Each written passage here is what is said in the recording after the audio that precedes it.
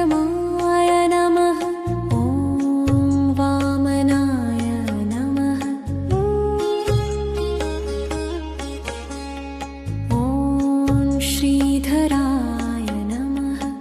ॐ पद्मनाभाय नमः। ॐ दामोदराय नमः। ॐ सङ्कर्षणाय नमः। ॐ वासुदेवाय नमः। ॐ प्रद्युम्नाय नमः। ॐ अनिरुद्धाय नमः। ॐ पुरुषोत्तमाय नमः। ॐ अधोक्षजाय नमः। ॐ नरसिंहाय नमः। ॐ अच्युताय नमः। ॐ जनार्दनाय नमः। ॐ उपेन्द्राय नमः। ॐ हरये नमः। ॐ केशवाय नमः। ॐ नारायणाय नमः। ॐ माधवाय नमः। ॐ गोविन्दाय नमः। ॐ विष्णवे नमः। ॐ मधुसूदनाय नमः। ॐ त्रिविक्रमाय नमः। ॐ वामनाय नमः। ॐ ऋषिकेशाय नमः। ॐ पद्मनाभाय नमः। ॐ दामोदराय नमः। ॐ सङ्कर्षणाय नमः। ॐ वासुदेवाय नमः। ॐ प्रद्युम्नाय नमः। ॐ अनिरुद्धाय नमः। ॐ पुरुषोत्तमाय नमः। ॐ अधोक्षजाय नमः। ॐ नरसिंहाय नमः। ॐ अच्युताय नमः। ॐ जनार्दनाय नमः। ॐ उपेन्द्राय नमः। ॐ हरये नमः। ॐ श्रीकृष्णाय नमः। ॐ केशवाय नमः। ॐ नारायणाय नमः। ॐ माधवाय नमः। ॐ गोविन्दाय नमः। ॐ विष्णवे नमः। ॐ मधुसूदनाय नमः। ॐ त्रिविक्रमाय नमः। ॐ वामनाय नमः।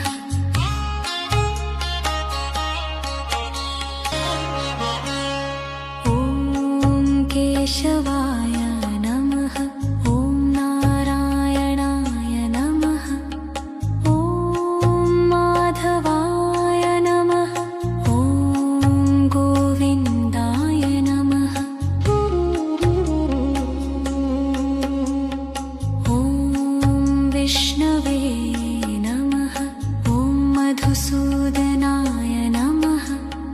ॐ त्रिविक्रमाय नमः। ॐ वामनाय नमः। ॐ ऋषिकेशाय नमः। ॐ पद्मनाभाय नमः। ॐ दामोदराय नमः। ॐ सङ्कर्षणाय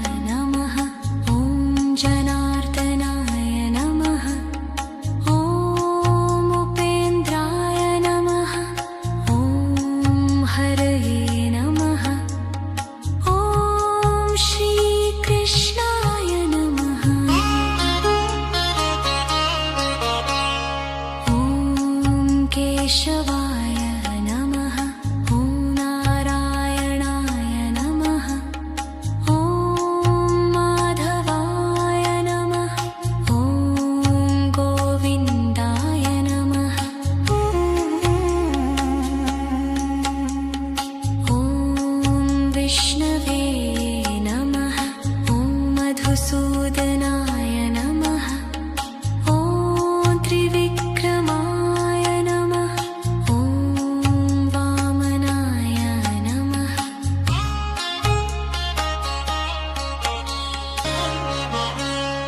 ॐ केशवाय नमः। ॐ नारायणाय नमः। ॐ माधवाय नमः। ॐ गोविन्दाय नमः। ॐ विष्णवे नमः। ॐ मधुसूदनाय नमः। ॐ त्रिविक्रमाय नमः। ॐ वामनाय नमः। ॐ ऋषिकेशाय नमः। ॐ पद्मनाभाय नमः। ॐ दामोदराय नमः। ॐ सङ्कर्षणाय नमः। ॐ वासुदेवाय नमः। ॐ प्रद्युम्नाय नमः। ॐ अनिरुद्धाय नमः। ॐ पुरुषोत्तमाय नमः। ॐ मधोक्षजाय नमः। ॐ नरसिंहाय नमः। ॐ अच्युताय नमः। ॐ जनार्दनाय नमः। ॐ उपेन्द्राय नमः। ॐ हरये नमः। ॐ श्रीकृष्णाय नमः। ॐ केशवाय नमः। ॐ नारायणाय नमः। ॐ माधवाय नमः। ॐ गोविन्दाय नमः। ॐ विष्णवे नमः। ॐ मधुसूदनाय नमः। ॐ त्रिविक्रमाय नमः। ॐ वामनाय नमः।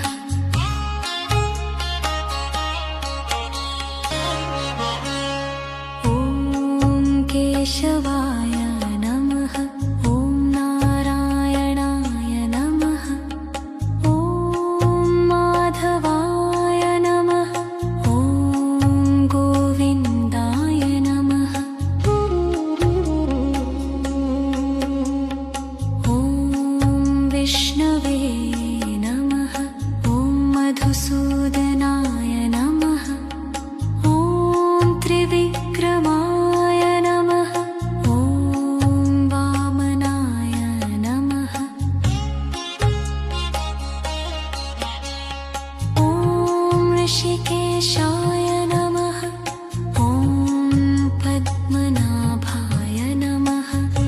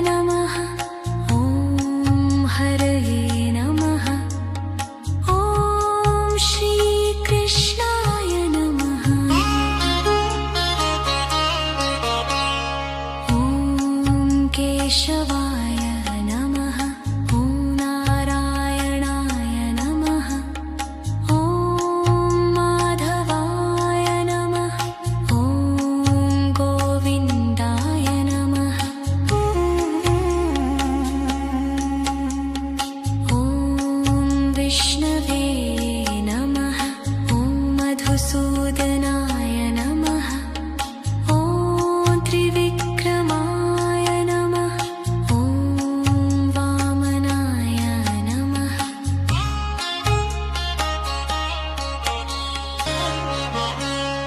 ॐ केशवाय नमः।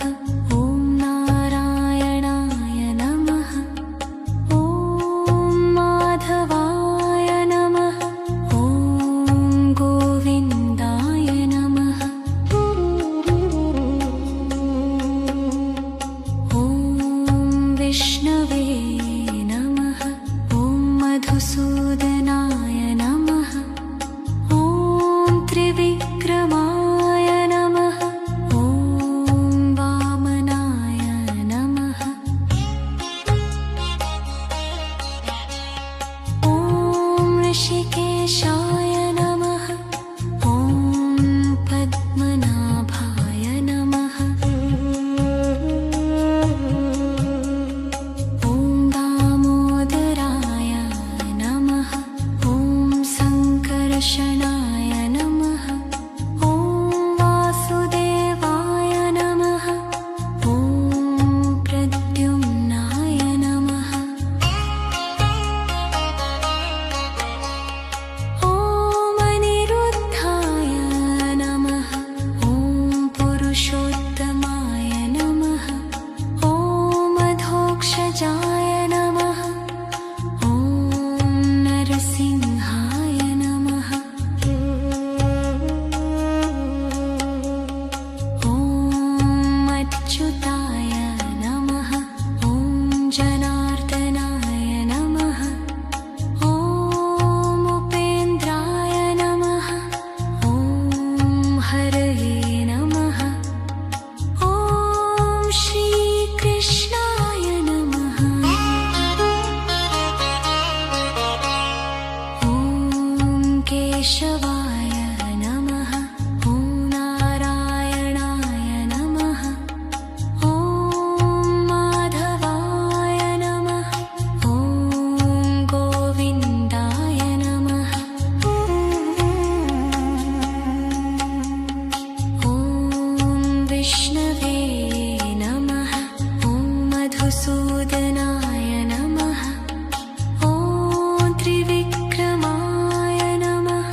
ॐ वामनाय नमः।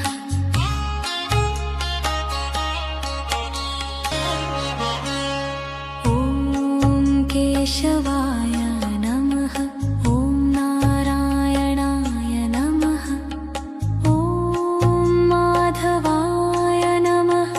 ॐ गोविन्दाय नमः। ॐ विष्णवे नमः। ॐ मधुसूदनाय नमः। ॐ त्रिविक्रमाय नमः। ॐ वामनाय नमः। ॐ ऋषिकेशाय नमः। ॐ पद्मनाभाय नमः। ॐ दामोदराय नमः। ॐ सङ्कर्षणाय नमः। ॐ वासुदेवाय नमः। ॐ प्रद्युम्नाय नमः। ॐ अनिरुद्धाय नमः। ॐ पुरुषोत्तमाय नमः। ॐ मधोक्षजाय नमः। ॐ नरसिंहाय नमः। ॐ अच्युताय नमः। ॐ जनार्दनाय नमः। ॐ उपेन्द्राय नमः। ॐ हरये नमः। ॐ श्रीकृष्णाय नमः। ॐ केशवाय नमः। ॐ नारायणाय नमः। ॐ माधवाय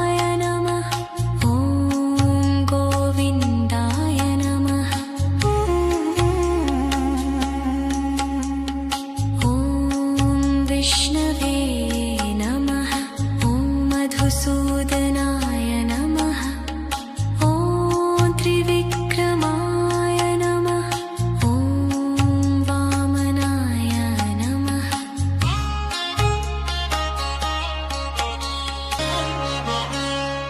ॐ केशवाय नमः। ॐ नारायणाय नमः। ॐ माधवाय नमः। ॐ गोविन्दाय नमः। ॐ विष्णवे नमः। ॐ मधुसूदनाय नमः। ॐ त्रिविक्रमाय नमः। ॐ वामनाय नमः। ॐ ऋषिकेशाय नमः। ॐ पद्मनाभाय नमः। ॐ दामोदराय नमः। ॐ सङ्कर्षणाय नमः। ॐ वासुदेवाय नमः। ॐ प्रद्युम्नाय नमः। ॐ अनिरुद्धाय नमः। ॐ पुरुषोत्तमाय नमः। ॐ मधोक्षजाय नमः। ॐ नरसिंहाय नमः। ॐ अच्युताय नमः। ॐ जनार्दनाय नमः। ॐ उपेन्द्राय नमः। ॐ हरये नमः। ॐ श्रीकृष्णाय नमः। ॐ केशवाय नमः। ॐ नारायणाय नमः। ॐ माधवाय नमः। ॐ गोविन्दाय नमः। ॐ विष्णवे नमः। ॐ मधुसूदनाय नमः। ॐ त्रिविक्रमाय नमः। ॐ वामनाय नमः।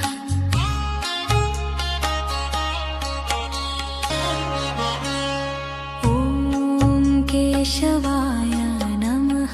ॐ नारायणाय नमः। ॐ माधवाय नमः। ॐ गोविन्दाय नमः।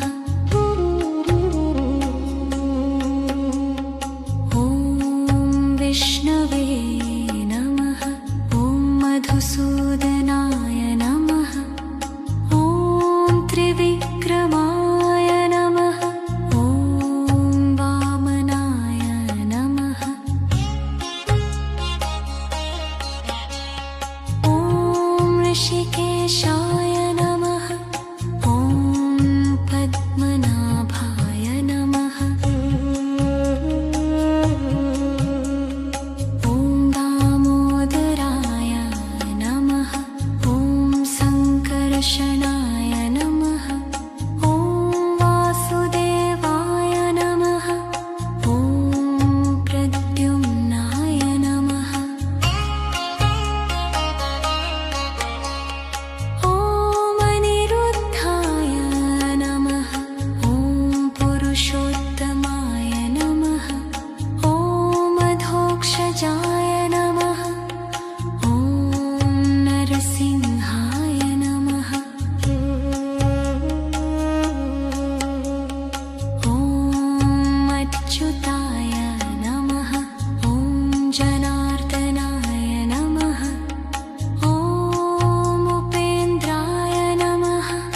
ॐ हरये नमः। ॐ श्रीकृष्णाय नमः।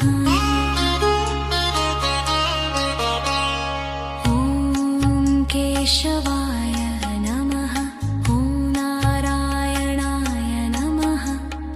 ॐ माधवाय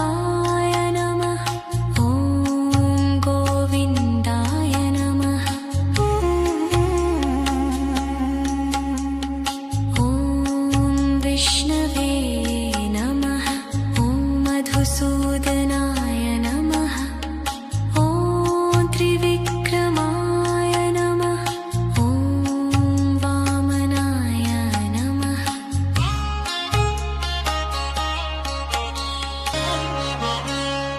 ॐ केशवाय नमः ॐ नारायणाय नमः ॐ माधवाय नमः ॐ गोविन्दाय नमः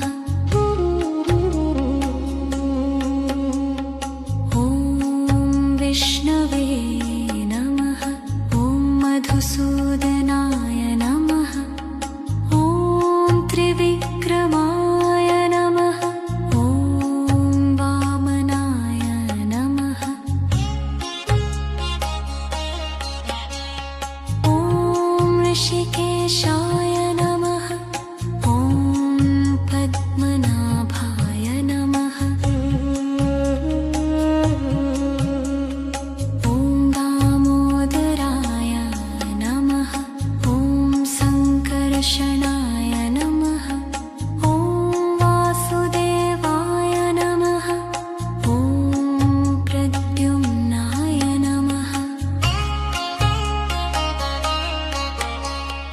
ॐ अनिरुद्धाय नमः ॐ पुरुषोत्तमाय नमः ॐ मधोक्षजाय नमः ॐ नरसिंहाय नमः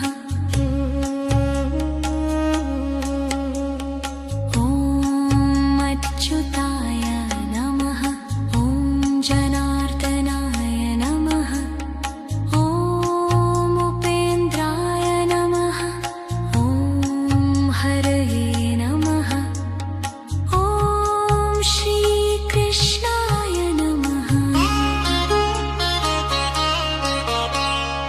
ॐ केशवाय नमः ॐ नारायणाय नमः ॐ माधवाय नमः ॐ गोविन्दाय नमः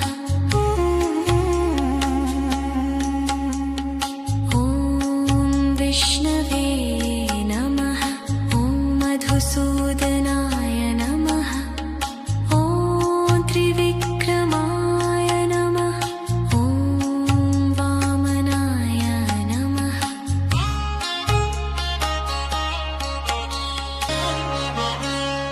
ॐ केशवाय नमः ॐ नारायणाय नमः ॐ माधवाय नमः ॐ गोविन्दाय नमः ॐ विष्णवे नमः ॐ मधुसूदनाय नमः ॐ त्रिविक्रमाय नमः ॐ वामनाय नमः ॐ ऋषिकेशाय नमः ॐ पद्मनाभाय नमः ॐ दामोदराय नमः ॐ सङ्कर्षणाय नमः ॐ वासुदेवाय नमः ॐ प्रद्युम्नाय नमः ॐ अनिरुद्धाय नमः ॐ पुरुषोत्तमाय नमः ॐ मधोक्षजाय नमः ॐ नरसिंहाय नमः ॐ अच्युताय नमः ॐ जनार्दनाय नमः ॐ उपेन्द्राय नमः ॐ हरये नमः ॐ श्रीकृष्णाय नमः ॐ केशवाय नमः ॐ नारायणाय नमः ॐ माधवाय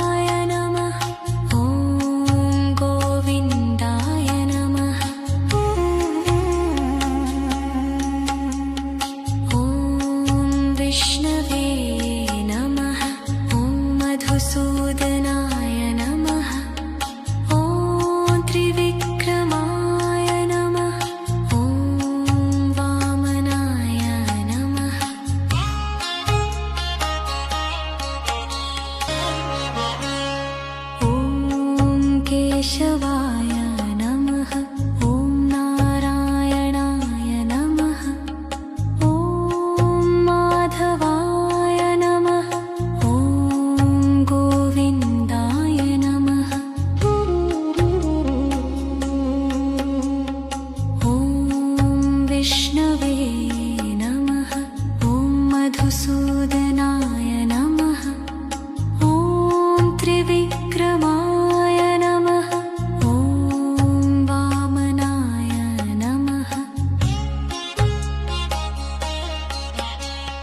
ॐ ऋषिकेशाय नमः ॐ पद्मनाभाय नमः ॐ दामोदराय नमः ॐ सङ्कर्षणाय नमः ॐ वासुदेवाय नमः ॐ प्रद्युम्नाय नमः ॐ अनिरुद्धाय नमः ॐ पुरुषोत्तमाय नमः ॐ मधोक्षजाय नमः ॐ नरसिंहाय नमः ॐ अच्युताय नमः ॐ जनार्दनाय नमः ॐ उपेन्द्राय नमः ॐ हरये नमः ॐ श्रीकृष्णाय नमः ॐ केशवाय नमः ॐ नारायणाय नमः ॐ माधवाय नमः ॐ गोविन्दाय नमः ॐ विष्णवे नमः ॐ मधुसूदनाय नमः ॐ त्रिविक्रमाय नमः ॐ वामनाय नमः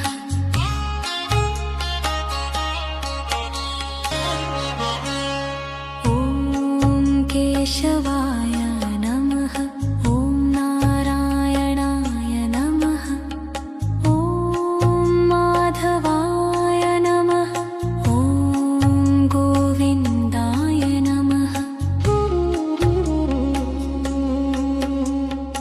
ॐ विष्णवे नमः ॐ मधुसूदनाय नमः ॐ त्रिविक्रमाय नमः ॐ वामनाय नमः ॐ ऋषिकेशाय नमः ॐ पद्मनाभाय नमः ॐ दामोदराय नमः ॐ सङ्कर्षणाय नमः ॐ वासुदेवाय नमः ॐ प्रद्युम्नाय नमः ॐ अनिरुद्धाय नमः ॐ पुरुषोत्तमाय नमः ॐ मधोक्षजाय नमः ॐ नरसिंहाय नमः ॐ अच्युताय नमः ॐ जनार्दनाय नमः ॐ उपेन्द्राय नमः ॐ हरये नमः ॐ श्रीकृष्णाय नमः ॐ केशवाय नमः ॐ नारायणाय नमः ॐ माधवाय नमः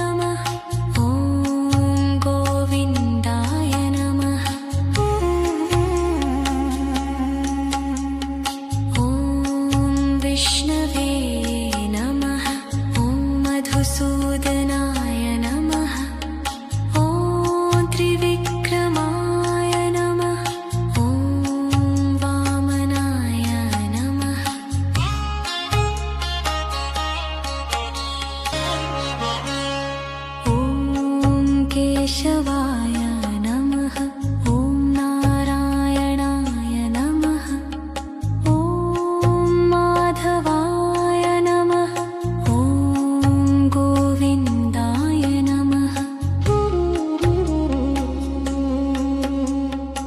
ॐ विष्णवे नमः ॐ मधुसूदनाय नमः ॐ त्रिविक्रमाय नमः ॐ वामनाय नमः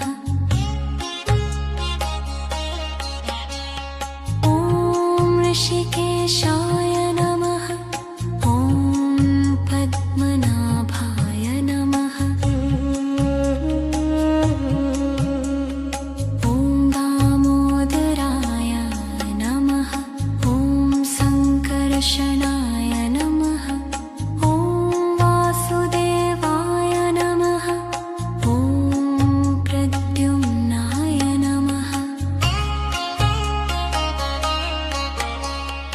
ॐ अनिरुद्धाय नमः ॐ पुरुषोत्तमाय नमः ॐ मधोक्षजाय नमः ॐ नरसिंहाय नमः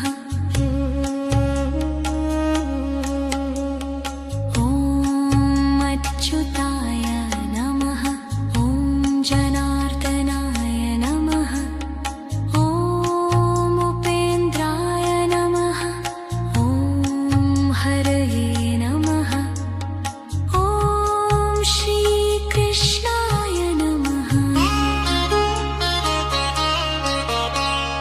ॐ केशवाय नमः ॐ नारायणाय नमः ॐ माधवाय नमः ॐ गोविन्दाय नमः ॐ विष्णवे नमः ॐ मधुसूदनाय नमः ॐ त्रिविक्रमाय नमः ॐ वामनाय नमः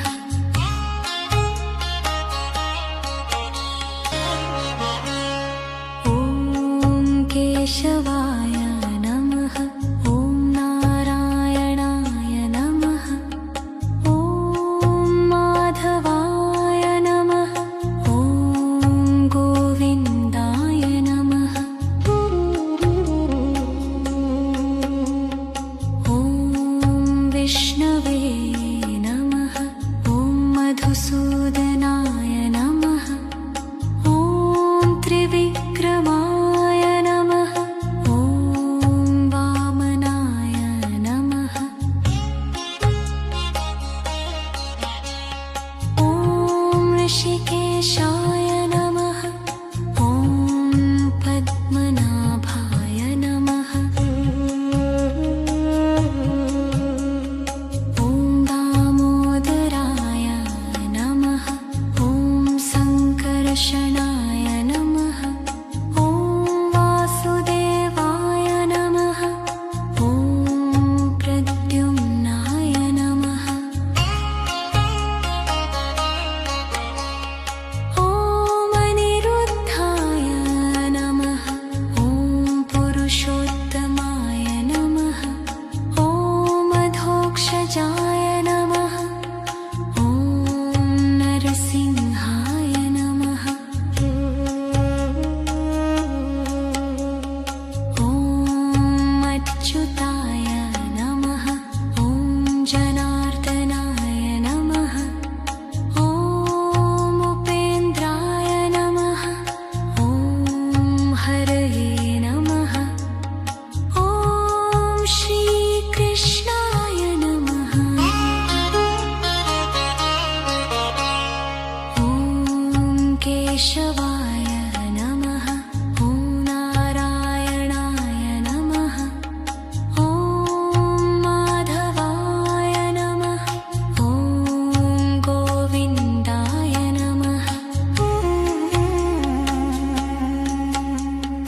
ॐ विष्णवे नमः ॐ मधुसूदनाय नमः ॐ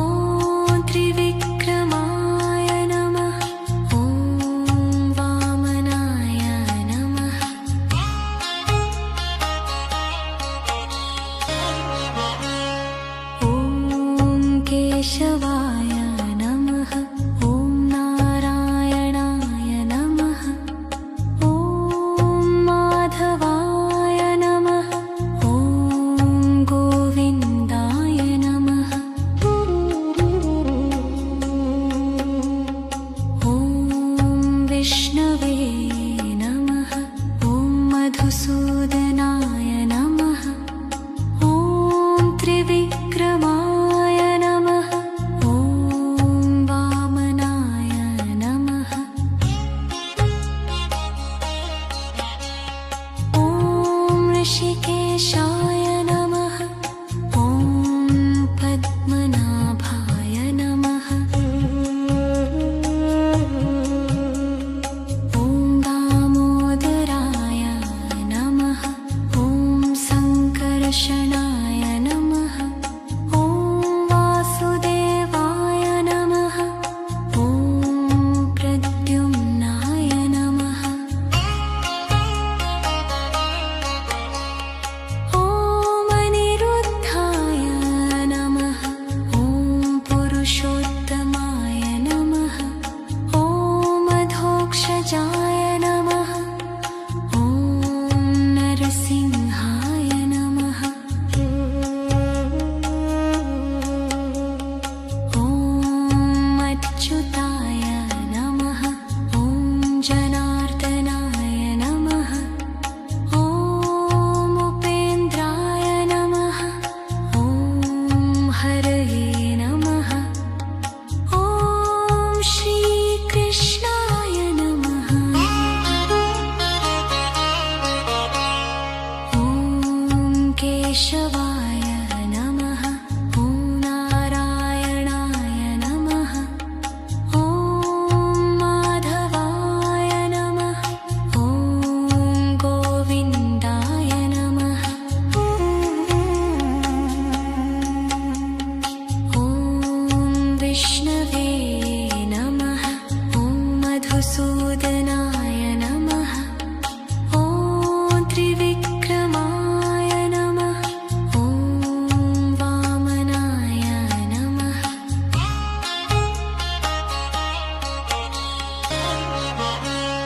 ॐ केशवाय नमः ॐ नारायणाय नमः ॐ माधवाय नमः ॐ गोविन्दाय नमः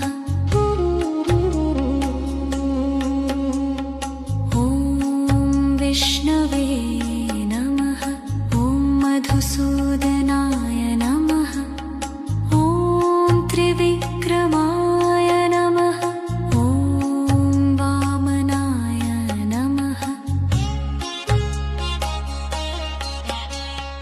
ॐ ऋषिकेशाय नमः ॐ पद्मनाभाय नमः ॐ दामोदराय नमः ॐ सङ्कर्षणाय नमः ॐ वासुदेवाय नमः ॐ प्रद्युम्नाय नमः ॐ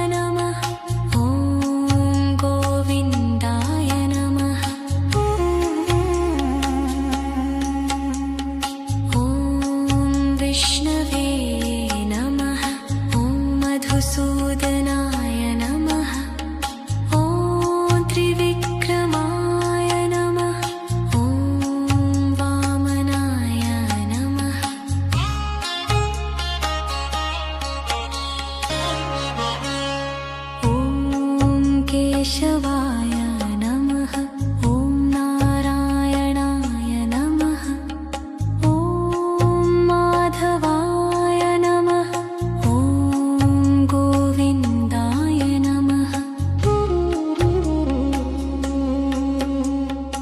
ॐ विष्णवे नमः ॐ मधुसूदनाय नमः ॐ त्रिविक्रमाय नमः ॐ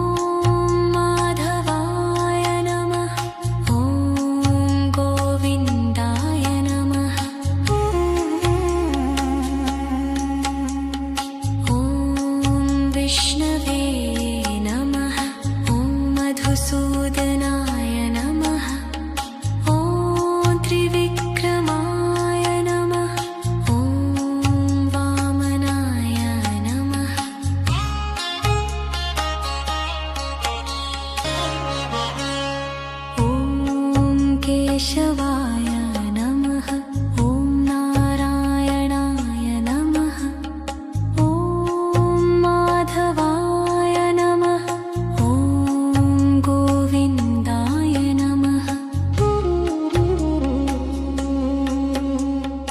ॐ विष्णवे नमः ॐ मधुसूदनाय नमः ॐ त्रिविक्रमाय नमः ॐ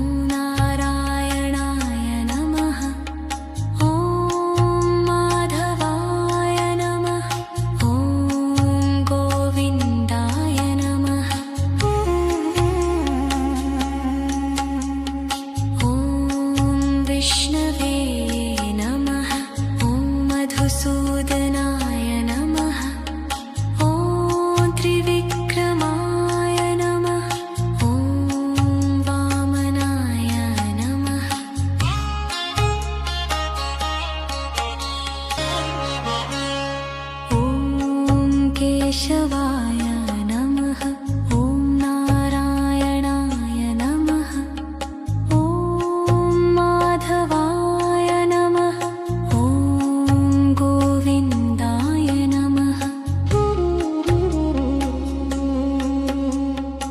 ॐ विष्णवे नमः ॐ मधुसूदनाय नमः ॐ त्रिविक्रमाय नमः ॐ वामनाय नमः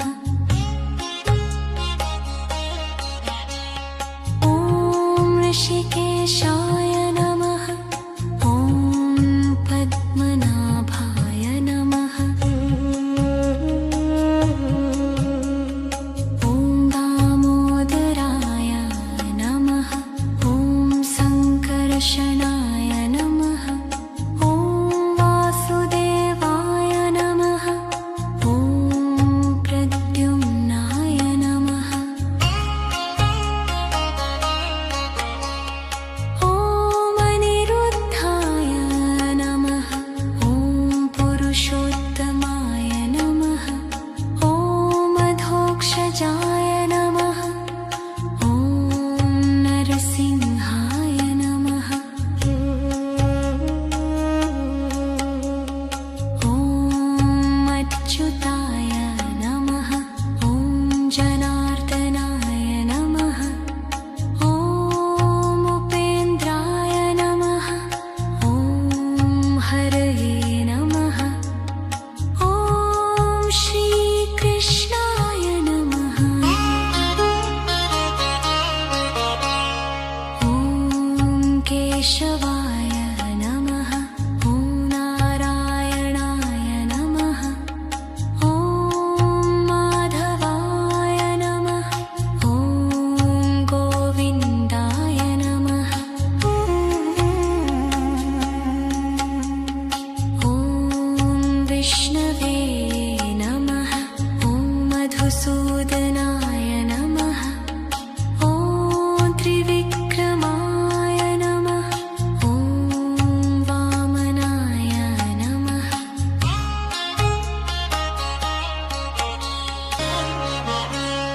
ॐ केशवाय नमः ॐ नारायणाय नमः ॐ माधवाय नमः ॐ गोविन्दाय नमः ॐ विष्णवे नमः ॐ मधुसूदनाय नमः ॐ त्रिविक्रमाय नमः ॐ वामनाय नमः ॐ ऋषिकेशाय नमः ॐ पद्मनाभाय नमः ॐ दामोदराय नमः ॐ